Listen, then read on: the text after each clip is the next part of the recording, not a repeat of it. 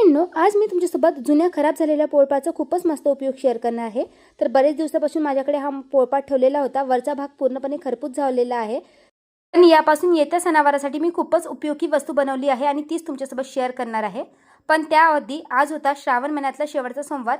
विचार केले की आज 108 बेलपत्र पिंडीवर व्हावे, त्यामुळे नवरबांच्या मित्राकडे गेलो होतो। त्यांच्याकडे अशी 2 बेलाची मोठमोठी झाडे आहे।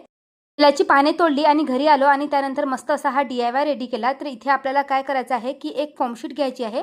जनरली मोठमोठ्या वस्तू वगैरे या फोम शीटमध्ये रॅप होऊन येतात, तर तेच फोम शीट मी जमा करून ठेवलं होतं आणि पोळपाटच्या साईज इतकं ते फोम व्यवस्थित आपल्याला कट करून घ्यायचं आहे आणि त्यानंतर ग्लूगनच्या हेल्पनी ही जी शीट होती मी ती पोळपाटवर चिपकवून घेतली।